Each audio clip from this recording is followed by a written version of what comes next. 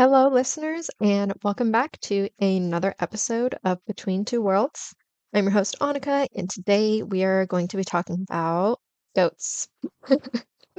Might seem a little bit strange, but I promise you, it's a very interesting one. And I love goats, and I think everyone should definitely love goats too. They are absolutely among one of my favorite animals for many reasons, but they also play a huge role in witchcraft, folklore. They go back so many thousands of years throughout so many different cultures, and they play a huge role even in today's modern society when it comes to just the imagery alone of witchcraft. And that is due to a lot of different origins. So that's what we're going to talk about. I guess I want to start off with, just asking, what does the goat represent to you as a witch? Do you see it as connected to Baphomet, Pan, the horned god, a wildness? And it might sound weird saying the goat represents wildness because I think often they're perceived as just being barnyard animals or livestock, and especially just domesticated in general. But actually, goats have been around for thousands of years, specifically the Bezoar goat or the ibex. That goat specifically has, we have earliest evidence of humans domesticating goats, I think goes back about 10,000 years. Um, but goats were wild before we domesticated them. Well, anyways, let's roll into my first segment, and I want to talk about the historical significance of goats in lots of different religions and myths. So humans are, to say the least, myth makers and at least storytellers, right? We use these stories and legends to really contextualize the world that we live in. And since goats have been by our side for, well, a really long time, it is pretty fair to say that they pop up in these stories quite a bit across so many different cultures. Goats have always provided, on top of being adaptable, as our ancestors lived more of nomadic lives. They provide hides, meat, milk. They really are a multi use livestock animals and definitely used today. They're definitely not going anywhere. But they also have an extreme depth within beliefs, religion, and different spiritualities. So I want to talk about Pan first.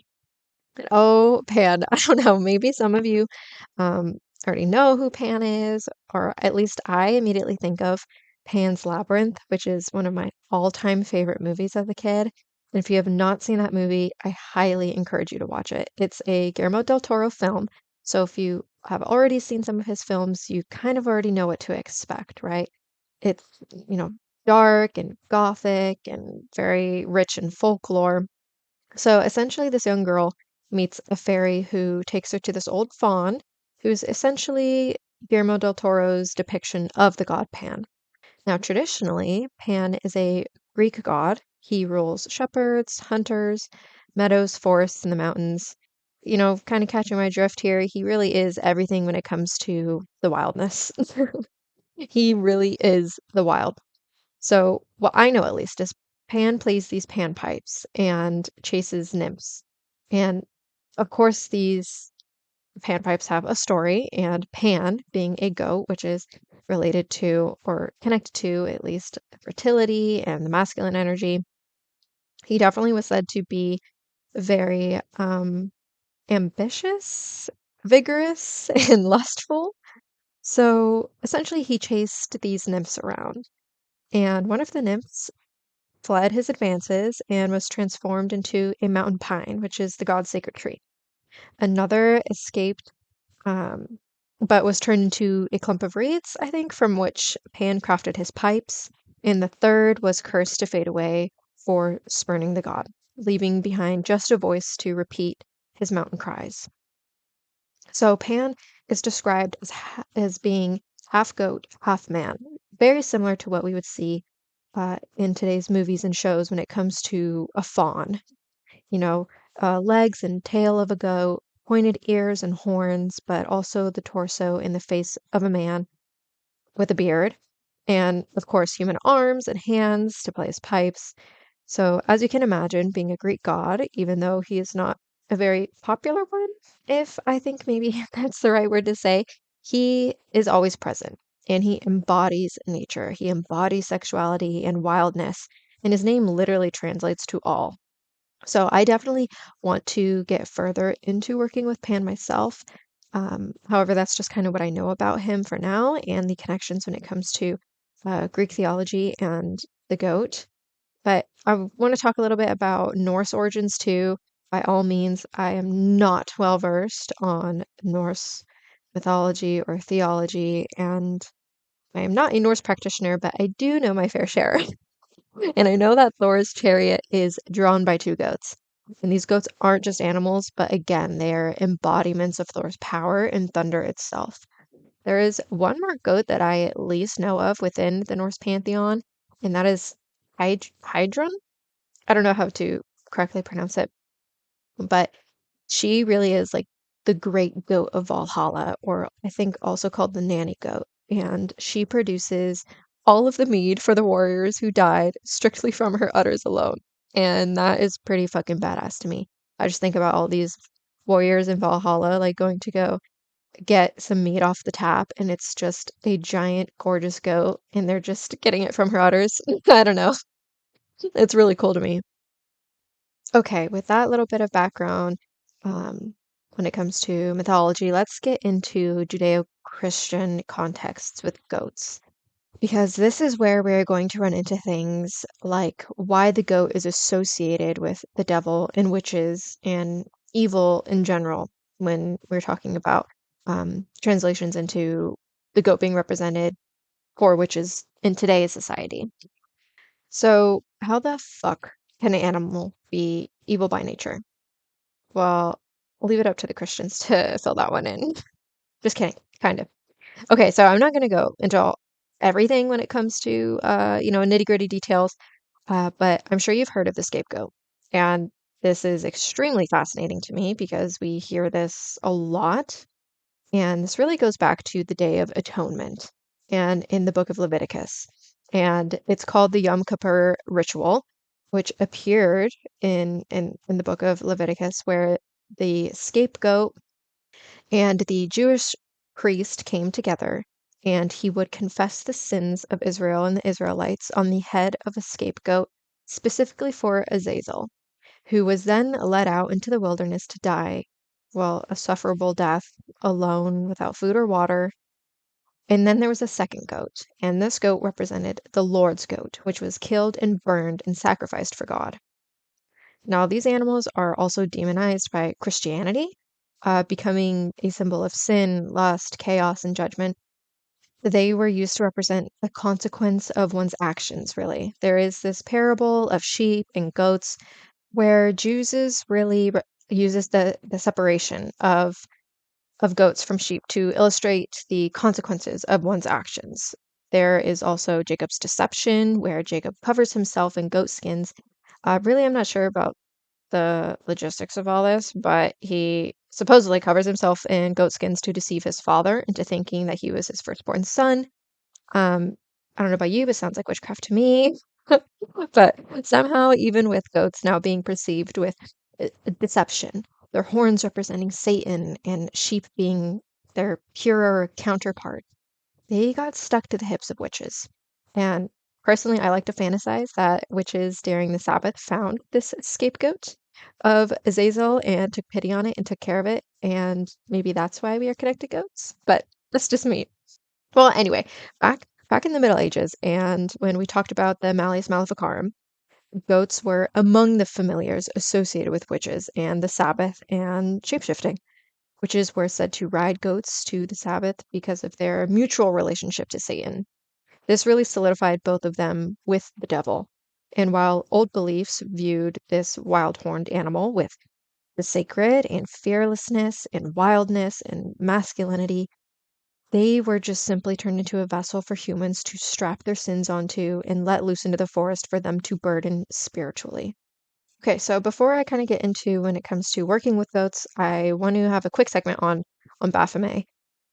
And obviously there is enough about Baphomet to do an entire episode on. But while I enjoy learning and connecting to Baphomet, I cannot say I work with Baphomet intimately. Perhaps in the future, as my relationship evolves and I am able to share more. For now, I'm just gonna share what I know. So you may recognize Baphomet and this iconic figure depicted as a goat-headed humanoid with both male and female attributes. It's very androgynous and often making the symbol of as above, so below, that hand gesture. And this is definitely a symbol that gets the worst overall misunderstanding of. People are simply just afraid of the image because it's been twisted into so many different ways. But Baphomet is primarily associated with the occult and esoteric, but notably, the Knights Templar have history with Baffy and were accused of worshiping this idol during the Middle Ages, which is really where it started to pop up. And the most well-known version of Baphomet today comes from a 19th century French occultist, Eliphas Levi. Eliphas, I never know how to pronounce his name. But anyway, he illustrated the hermaphroditic figure. I think I said that right. with with the goat head and simply representing the balance of masculine and feminine energies. So today, the Satanic Temple prominently uses this image as a symbol of defiance and a representation really of their philosophy. It is not, a representation of the Christian Satan by all means. It represents a rebellion against the dogma and pressure of society. For me personally, I use the symbol and imagery really for both, representing feminine and masculine, a balance between two worlds, and also a symbol of rebellion. It is honestly the line that divides the light and the dark, the masculine, the feminine, the above and the below. It's all at once and it's none at all. The goat has become a powerful emblem of breaking free from societal norms, again, the religious dogma, and especially for witches who have learned to reclaim symbols that were once demonized by Christianity. So, anyway, that's really all I can speak on right now when it comes to Baphomet. But anyway, goats are just ancient animals, right? They hold wisdom. They represent adaptability, wildness, strength, resilience, fertility. There's honestly so much here. These animals scale heights and navigate treacherous terrains. They are free animals who overcome obstacles on the path to self sovereignty. You can use the energy of goats to unlock all these doors within yourself for witchcraft, looking for strength and hardships, or if you know a tough road is ahead of you and you look towards the goat spirit and work with it, you can embody its spirit and choose to move forward with ambition. The goat can even be a symbol of a reclamation, right? If you need to take back power in any sort of situation and you need an ally to be there for support, the goat is there. The goat is the goat. Sorry, that was stupid and cheesy, but it's going to be the title of this episode. It really is the ultimate representation of what has been misunderstood. It's been molded over time by too many hands, but still it has a stable foundation. It knows its own. No matter what the world simply perceives the goat through, all these institutions such as the church, which historically sought to suppress this animal purely for its looks, it still has a sense of self. The goat honestly just doesn't give a fuck about what anyone says about it. And it will always be feral. It has the ability to be soft and gentle and nurturing and providing, but aggression is not a foreign subject to the goat. And that's really what I love about goats is this sense of duality embodied in one thing. So if you've had the pleasure of actually being around real goats, while you know they can be nurturing, they can also be very destructive. And honestly, as someone who definitely subscribes to quite a lot of chaos magic theory, goats are just fucking it when it comes to a lot of parallels. But these fuckers can escape anything. They eat anything. They do what goats want to do. They are actually very intelligent animals, which leads them to being so prone to escaping because it is in the goat's nature to observe first and then they learn. So they will watch and recognize patterns and then find the weakness in the pattern and exploit it. Wild goat instincts are the one thing that will be never not be domesticated. You know what I'm trying to say. Either way, it's primal. And no matter how domesticated they are, while it's like, dogs and cats, a part of their brains have been domesticated, while the goats they're not fucking having it. Being a symbol of untamed nature, this encourages you to reconnect to your primal self, really. The association with fertility and virility speaks to the life force and creative power to inherit in all beings, especially if you have an earth-based practice or a practice that often involves a lot of earth elements. The goat serves as a reminder of our connection to the natural cycle of life and death, giving us a little nudge to let ourselves know that we too have animal instincts. So you can even use goats to explore your shadow side. Embracing primal instincts in a constructive way is healthy and it's eye-opening. And goats can represent this unity of light and shadow because of its dual aspects. It is a reminder that both are necessary for personal and spiritual growth. Okay, so what about actual magic? We talked about the kind of history about goats and a little bit of folklore, but how can we work them into our magic? You can use goats in rituals and spells in so many different ways, and no, we do not have to sacrifice goats anymore. Well, imagery is huge. You can use it however you want or what feels right to you, but incorporating some sort of imagery on your altar or workspace will invoke the symbolic power of goats and their nature. You can also acquire goat horns, which are pretty popular ritual tools, and you can use these horns for actual workings like protection or connecting to a divine energy like Pan or your masculine representation of a deity or energy.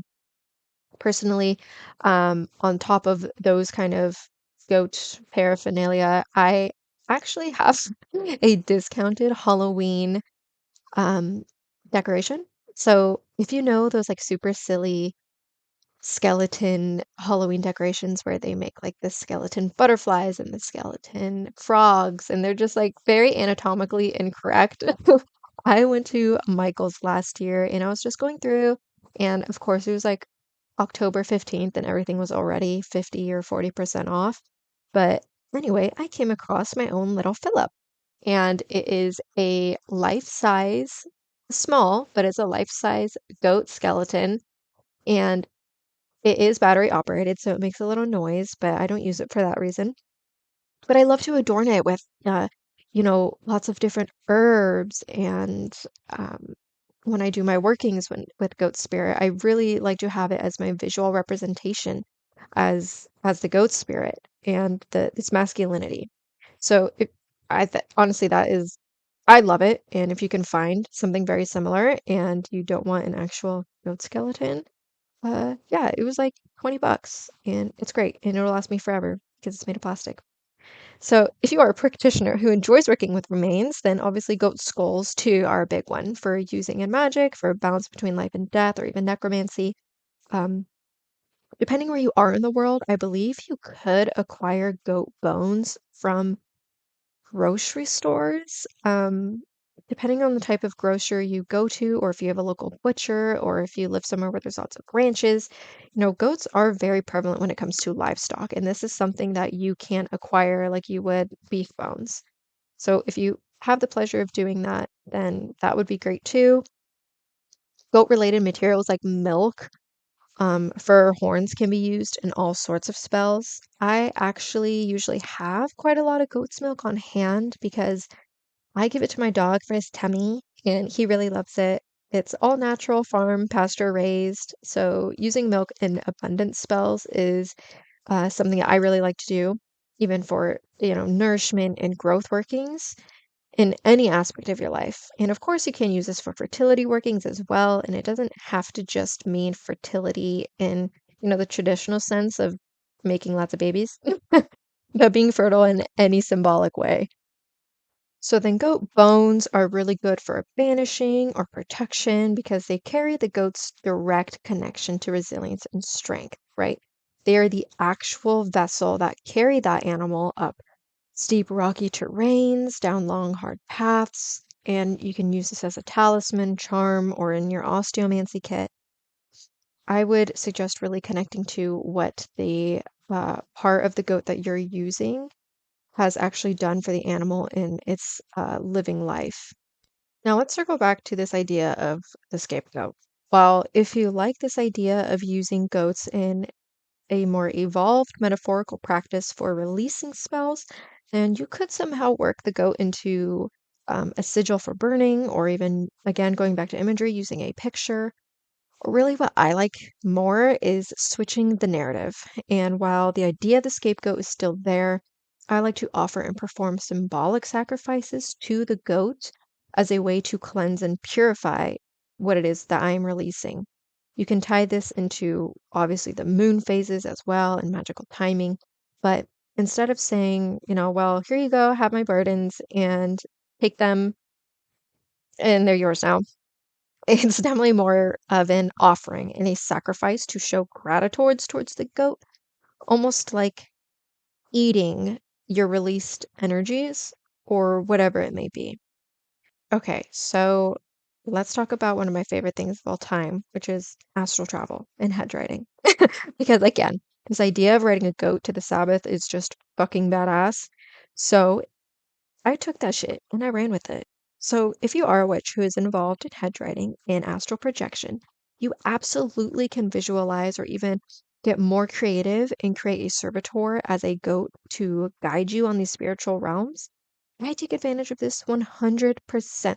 I have a goat in the astral realm who traverses with me. He's more than just an astral guide, but also a companion on these flights for me. While I do have lots of different animal spirits that I interact with in the other world, the goat is a huge one for me for all of the reasons that I explained. This translates into the astral. He's protective, resilient, intuitive, wild, and you can count on his instincts 100%. He is one of my most powerful allies in the other world and is always keen for adventure.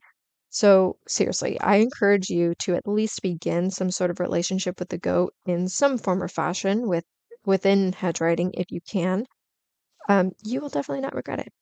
But the goat just has this ability to move between terrains in physical world, which mirrors the liminal nature of witchcraft in general. And moving between worlds is just my jam. Okay, so goat imagery can obviously be used for warding and protection because of its association with strength and resilience. The goat is often used in modern witchcraft for these protection spells. Again, sigils and effigies can be employed to ward off negative energy and protect one's home and spirit. Again, you can absolutely do it servitor. And they really are a defender of sovereignty. The goat doesn't just symbolize independence, but it defends it. Modern witches may invoke goat energy when establishing personal boundaries or claiming their power in the face of opposition. If you want to work this kind of defender strategy in any part of your life, uh, your goat is the guy. So, breaking free from limitations is another one. They seek the courage to stand against societal or personal limitations. The goat's ability, again, climbing rocky, dangerous terrains, it's a metaphor and it's perfect for sympathetic magic when it comes to persistence, ambition, and the pursuit of goals, really, despite any sort of adversity, and shadow work and embracing the taboo. Goats have a huge stigma. They are taboo. Anyone sees a picture of a goat and they're like, "Oh my God, it's the devil." Working with the goat energy can be especially helpful within shadow work in these darker areas because the goat touches on all areas of light and dark. It's a balance. And going back to Baphomet, it is absolutely interchangeable and androgynous. Confronting and integrating these parts of yourself that feel kind of off limits or unacceptable.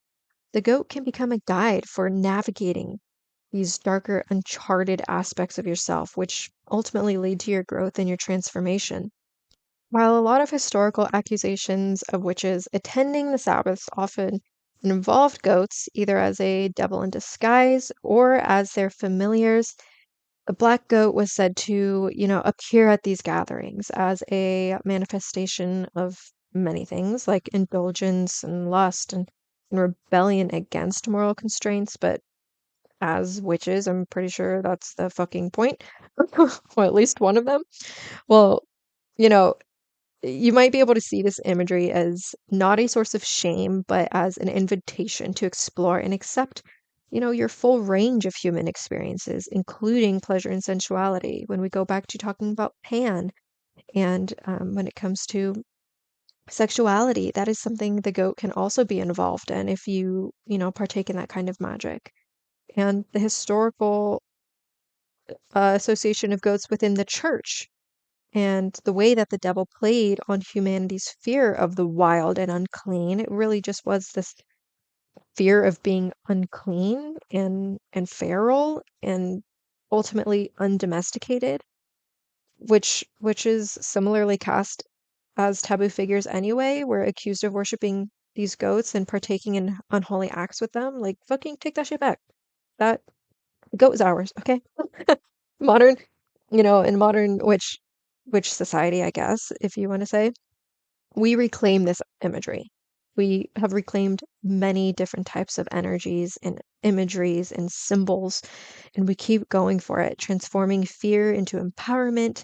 The goat becomes a reminder to embrace the parts of ourselves that society has taught us to fear and repress, our instincts, our desires, and truly our inner chaos.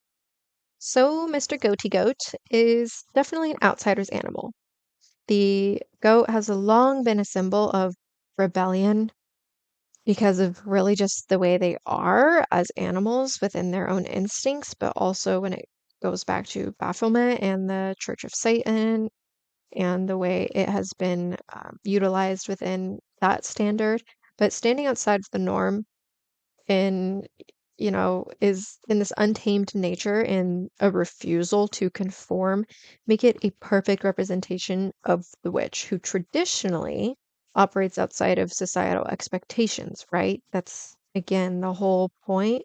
So while on the other hand, sheep are viewed as the purer counterpart, and they actually were valued for their obedience and their conformity, goats were seen as way more independent. They're mischievous, they're harder to control, which these qualities often are assigned to witches themselves. So it kind of makes sense that um, in Christianity, they really view the goat and the sheep as two different sides of when it comes to consequences of one's actions. Either you can be a sheep or you can be a goat. And I'm picking the fucking goat.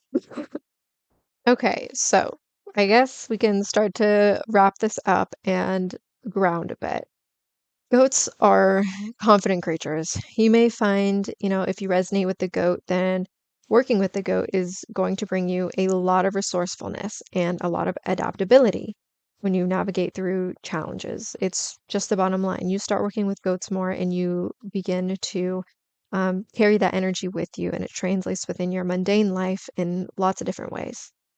Even as goats can push us into spiritual enlightenment and climbing this sort of visual mountainside, they always stay grounded. Their hooves are always still connected to the earth. They are earth-based creatures. Reality is a constant for them, no matter how the world perceives them or paints them to be. Whether you are reclaiming the goat for reasons behind religious trauma or for seeking a balance and connectedness with both masculine and feminine, they are wild and remind witches of their true nature. If you are a witch, you're fucking feral. I don't care what anyone says, there are instincts within you that are unable to be suppressed, and that is a part of which guides us to the craft. So, as we've explored today, the goat has traveled a long and winding road throughout history, myth, folklore, and the craft. Its horns winding their way into the fabric of rebellion and duality, untamed energy, from its ancient roots as a symbol of fertility and survival to its demonization by religious institutions. The goat has remained an enduring figure, embodying both the sacred and the profane. In modern witchcraft, it has been reclaimed as a powerful symbol of sovereignty, wildness, and balance. Whether appearing as Pan in myth, as Baphomet on an altar, or as a scapegoat to carry away burdens, the goat teaches us that There's strength in both our light and our shadow. It just simply reminds us to embrace our primal instincts, confront our fears, and climb the mountains of our own spiritual journeys. Ultimately, I think the goat is a mirror of the witch, a creature of duality, straddling the worlds of the mundane and the magical, and just being unafraid to challenge boundaries and carve its own path. So, as you go about your practice, think about what the goat represents for you. Is it a guide, a protector, a symbol of your inner wildness, or perhaps a reminder of the power that we hold when we embrace all facets of ourselves? Well, that's my tangent for now when it comes to goats. Thank you, thank you for joining me on this deep dive into more or less the fascinating history and modern significance on the goat in witchcraft. I'd love to hear your thoughts. How do you incorporate goat symbolism into your practice? Or maybe how has this episode inspired you? Hopefully it did, at least a little bit. Share your experiences with me um, through the comment section. I am going to start an Instagram pretty soon. We'll see how long that takes me. But I also do have an email, and that is in my show description. But anyway, I'd love to connect. And until next time, embrace your wild spirit, walk your path boldly, and never be afraid to scale the mountains before you, much like the goat. And wherever you are, have a wonderful morning, day, or night.